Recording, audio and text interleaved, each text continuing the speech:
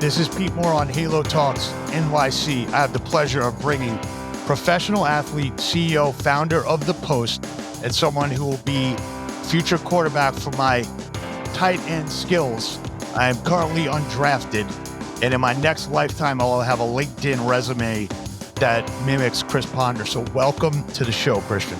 I appreciate it, Pete. And what I actually appreciate about you is that you're willing to say that you want to be a tight end. I think most people will probably say wide receiver. That's the more glamorous position. But you're like the humility of being able to say, no, I'm a tight end, not a receiver. Well, look, I probably had a 12-inch vertical leap back in high school, and people accused me of not being able to get separation. Yeah. I did one time I was playing in the Hamptons. We'll start off this with a little personal story. I was playing 3-on-3 in the Hamptons back when I was 40, so 10 years ago. And I started hearing the wind. And I'm like, guys, I think this is as fast as I've ever run. And I'm like, mark off 40 yards and I'll run it. So I drink a Diet Coke and then I run 40 yards. And I clock in at 4.3. I'm like, yeah, guys, I told you. Like, I'm fast. They're like, no way, dude. Like, I must have done a stopwatch. That's like NFL Combine, running back. So I do it again. I run a 4.8. And then we realized it was 33 yards. So I tell people I ran a 4.3, 33. I like that. That's good, which is good because, they can't really apply the math to figure out what the extra 7 yards was worth. So I think that's. And I think I was accelerating. I think I was probably going to accelerate at the end. Yeah. Like a horse. Yeah. Maybe. Yeah. Maybe not. That's good. Anyway, I'm currently undrafted. I got 4 years of eligibility left. So this is not about me, though. It's about you. So thanks for coming on the show. Of course. As our listener base knows, we use this term HALO, health, active, lifestyle, outdoors.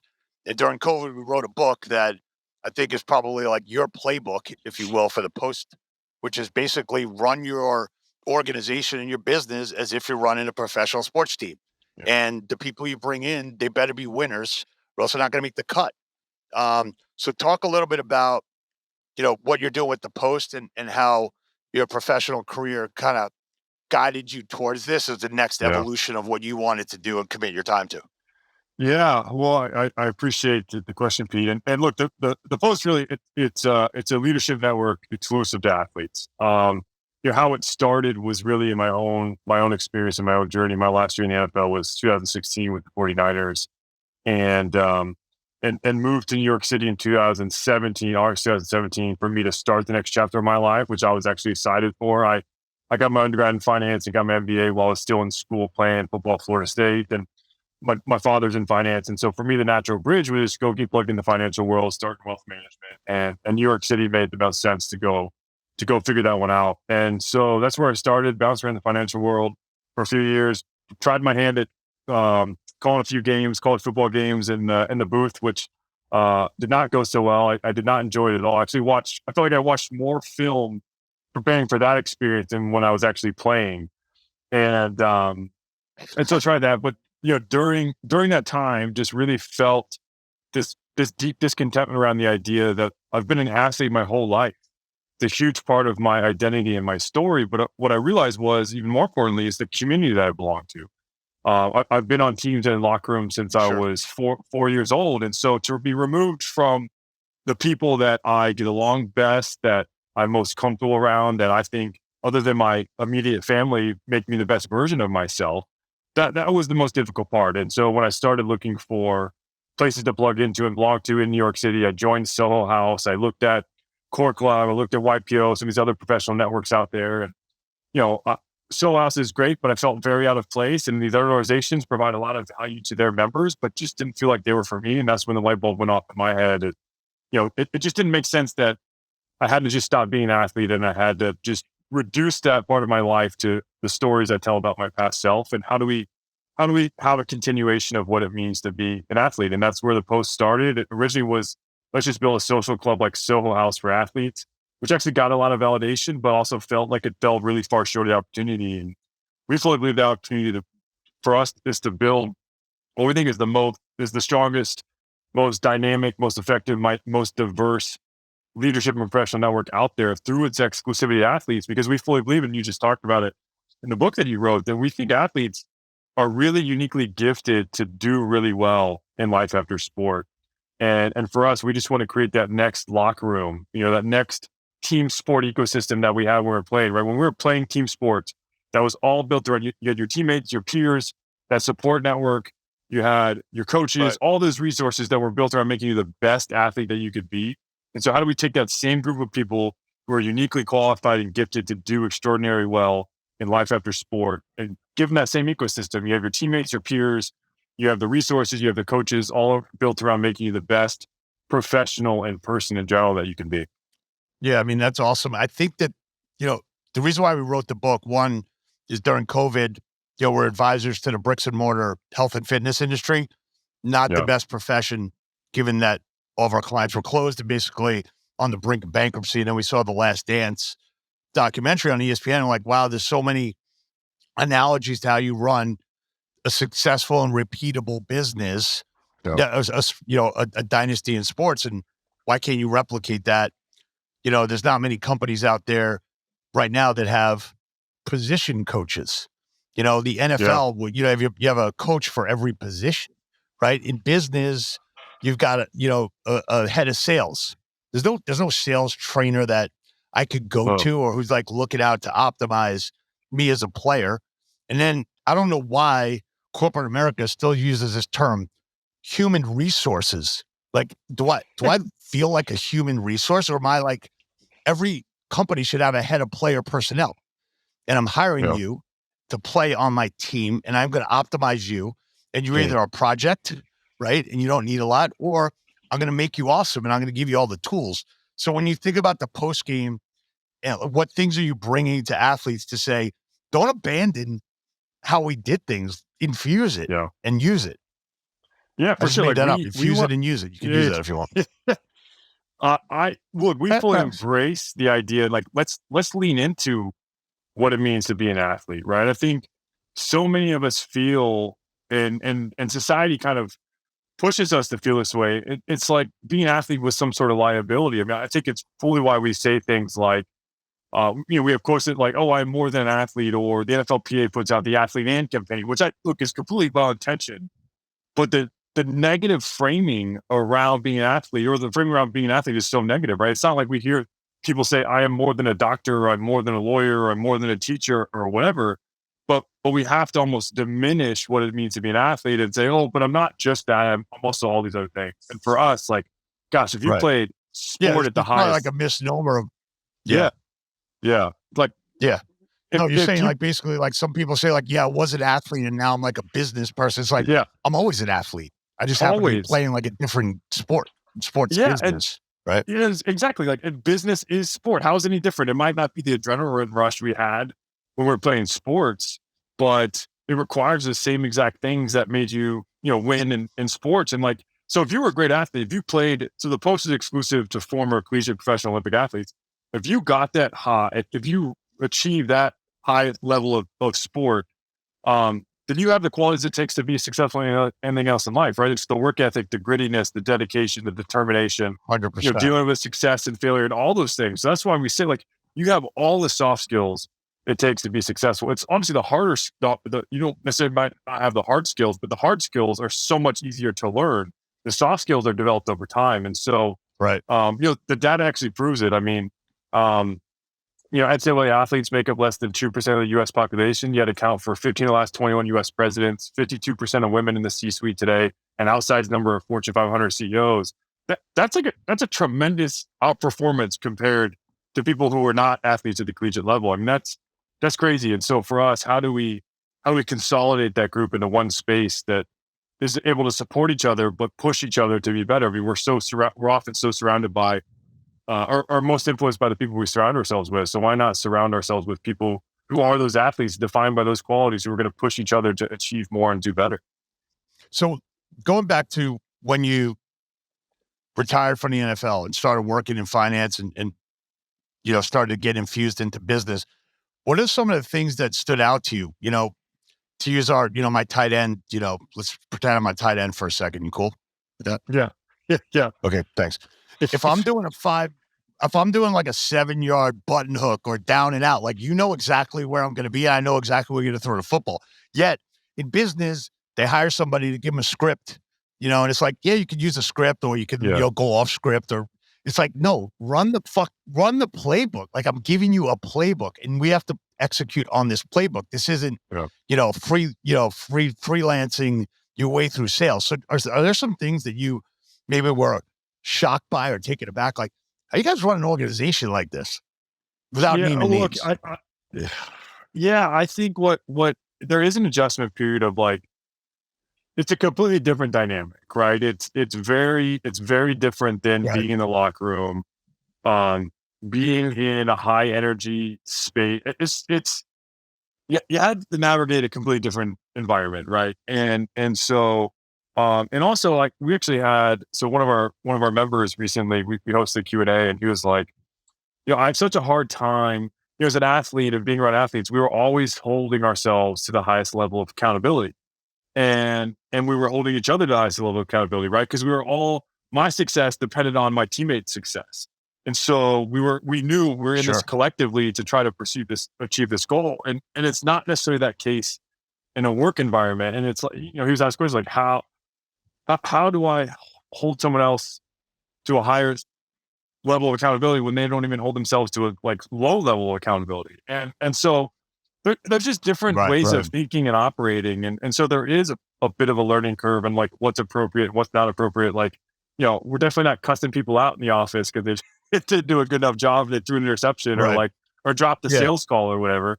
Yeah. And so it's just, Yeah. it's a totally different dynamic that you have to learn and navigate through. That's very different than sport. And that's why I do think, we've had members say, "Hey, I want to hire athletes." And I think that's probably why I think we're so comfortable with those people in those environments that it does make even taking that space and building it in a different way in business is helpful for a lot of people.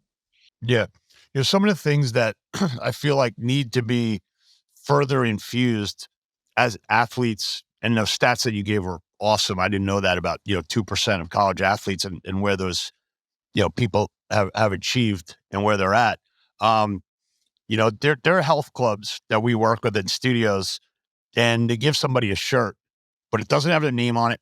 Spend $1,000, $2,000 hiring somebody. And it's like, hey, you're representing my brand. You are my team. Like, you are my asset. You Uh, represent, and we got to try and win together. Yet I'm not willing to pay $70 to put your last name on the back of a jersey. Right. And I feel like, the last thing anybody wants to do if they're an athlete or if they're a playing athlete is to get their jersey. They have to give back their jersey. That's what I tell yeah. the health clubs. If Uh, somebody leaves or you got to fire them, take their jersey, unembroider the letters in public, and then put the next person's name on the back. Because like I yeah. know I like when I put a jersey on, whatever I'm doing, man. If I put a jersey on, like it's go time, right? Yeah. So when you think about how you're helping optimize athletes either becoming entrepreneurs or a network, what are you providing with the post to say here's like the framework of like this new sport, which is business, Yeah. and here's kind of what I've taken on it, and here's the tools and the resource I'm going to give you to continue to Yeah. win. So what's unique about us is, a lot of these communities I think are built around or these services that are built around helping athletes in life after sport really focus on the transitional phase as athletes are leaving. So collegiate athletes who are 22 years old who really are unsure where they want to start in business, or professional athletes who are just getting started, post sports career.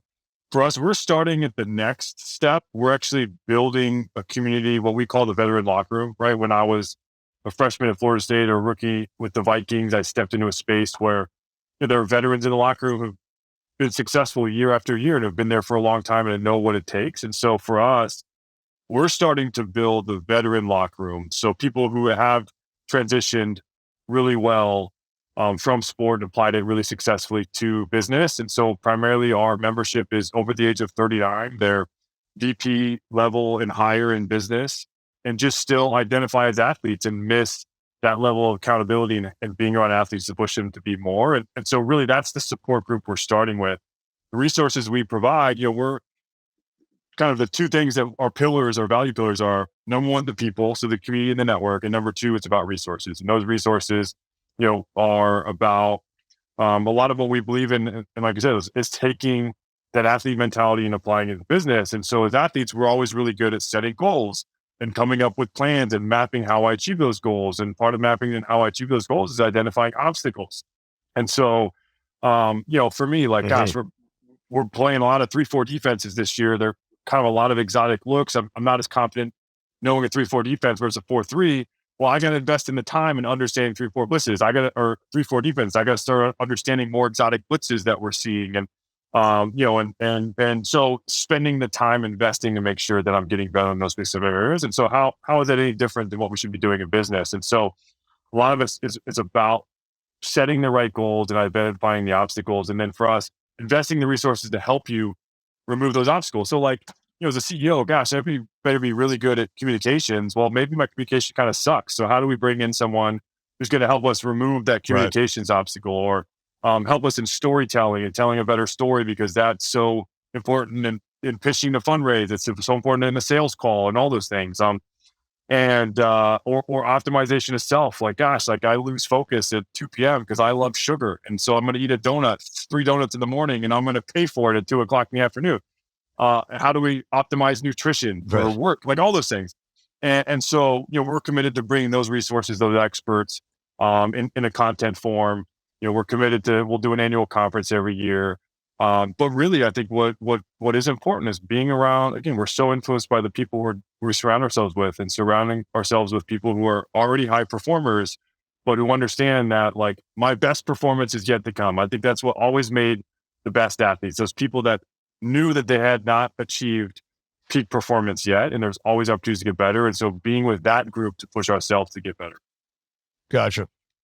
So just give us the business model here. So you're going to have a bricks and mortar location on 23rd Street. Correct. And then is that's basically backed by an online platform to deliver the resources. And then would the idea be to go into other hub cities and have a bricks and mortar, so you have a physical meeting space? Yep, exactly. So we're launching a national membership this month in April. And but we're opening our first physical space in New York City. So right now, actually, like 58% of our members are outside New York, 42% are in New York City. We take a lot of inspiration from the YPO model. YPO has been around for over 70 years, and it's a nonprofit. They have 40,000 global members. So we take a lot of inspiration from that cohort model, right? That's a proven model, building these peer-to-peer advisory groups, and same thing for us. The beauty of those peer-to-peer advisory groups, they only work well when you can be vulnerable in those groups and ask for help or advice, or like, hey, we're leaders, business leaders trying to solve similar issues or had similar experiences, and relying on crowdsourcing that knowledge to help us solve these issues as we face, and as business leaders, as people, as spouses, as parents, whatever it is. And so for us, really banking on the idea that there's so much commonality between athletes, the shared life experience, interest system, value systems, that creates so much connective tissue to build trust and relationships really quickly, and therefore create vulnerability very fast, and to be able to rely on those peer advisory groups for continued support and success as we all pursue to achieve more. And so we believe in that. So every member will get placed on a peer advisory group. YPO calls them forums. There's another group called Chief that took YPO, made exclusive to women executives. They call them core groups. We call them teams. We're going to place you on a team. And so we encourage those teams to meet on a monthly basis for a couple hours a month. But really, it's up to the team to decide for them how often and when they want to meet. And like you said, we have an app that is instantaneous connection for the members, where they can look through the member directory, directly message somebody. We have a home feed that people can post questions, or say, hey, I'm traveling to Miami, Florida. Can any members want to meet up? Or, I'm doing a golf outing. Does anyone want to come play golf? We are. Gotcha. And so, add that to the content. Content will be hosted there, but then a lot of in-person events. We believe in and minimizing the digital experience. I think people are tired of living digitally, and how do we get people together again in in-person events, whether that's a pickleball tournament in Central Park, or pickup basketball game in Chelsea Piers, or whatever it is. But how do we bring people together? Yeah, no, that's great. Once I started getting into meetings and off Zoom, I felt like there's way more follow-ups. There's a lot more energy and ideas that flow. In person, there's really no substitute for that. So, if you take a look at, I think there's 100,000 NCAA, college sports athletes, in any given 4-year period. Are you marketing to basically anyone from any sport should be part of the post, and that's kind of like your one requirement.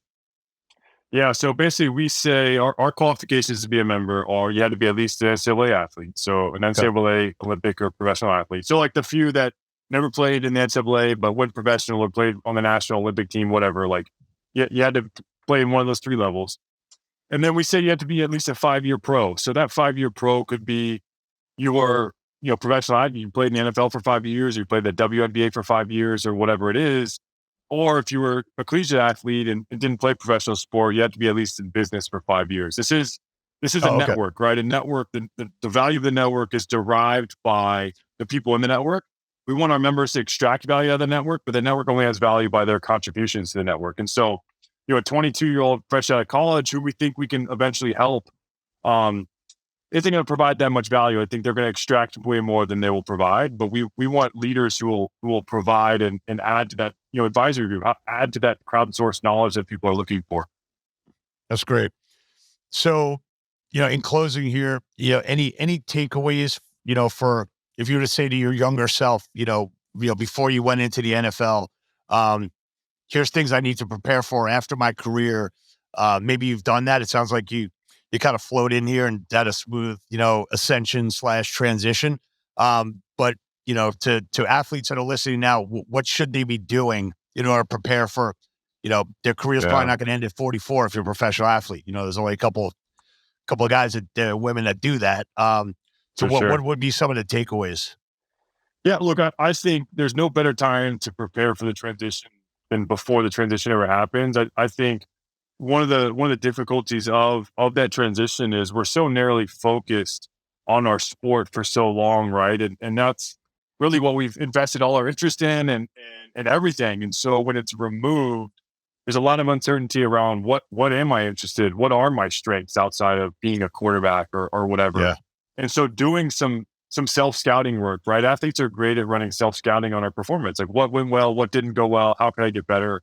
And so same thing, like run a self scouting report on what are you good at, how does that translate in the business world, what could you be interested in, and start trying things out. Try to get internships, try to get introduced to people in those fields, and if you have more of that figured out before you hit the transition, then that's going to be helpful.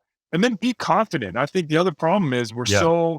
we're so insecure and we lack so much confidence going into that transition because we were so secure and confident in who we are specific to the scope of being an athlete. And then going into those new environments and new responsibilities, that lack of confidence gets hard. And then also we're trying to do it by ourselves. So to get plugged into a community like the Post, to have confidence in, again, like being an athlete is a competitive advantage. It's not a liability. And then doing some self scouting work to figure out what are you actually interested in, or what are your strengths, and how does that transition in the business world and specific industries. That's awesome. Well, look, man, I love what you're doing. We think athletes are, the most appropriate hunting ground for Halo companies. We use the term Halo instead of wellness, health, active lifestyle, outdoors. What we want to do is create a Yeah, feeder network of all these athletes, spending 5 years and then becoming part of the Post. And then a health club could say, hey, I'm in Tallahassee. Who's your personal trainers? Oh, we got 2 wide receivers. We got two women from the swim team. We got a volleyball. And it's that becomes like good. part of like the feed from, hey, I want to work out, with a college athlete. Like that person knows how to win, and I want to win too. Yeah, Or I had an affinity yeah, toward for sure. that sport. So look, we'll meet up in person. I'll meet you at Woman Rink. We can play some pickleball. I'll bring my ball with me and my gloves. Great. If Let's you do want to it. test out the arm, just going to tell you my speed might not be at 4.333 anymore. I might be like 4.633. But It's fun. look, the other thing that I want to just put out there is we run something called the Halo Academy, and it's 5 business school classes. We do it over a 2-week period. So basically breaks down the business model on Planet Fitness, CrossFit, Soul Cycle, Cycle for Survival, and Peloton, and like understanding what the special sauce is and how the business works. So if there's anything we could do, I don't know if I can go back and get 4 years of college, to apply. But I'm happy to be a guest speaker. And you put I me appreciate outside the post, and I can just shout in. it. Yeah. So, I all right, appreciate man. that. Well, I love what you're doing. Thanks, Pete. Yeah, let's be the nexus between what you guys are doing and what this industry needs and That'd be give these great. athletes the respect that they deserve to transition in and not have to like think that they're going lateral or down to go back up. For sure. I love that, Pete. Awesome.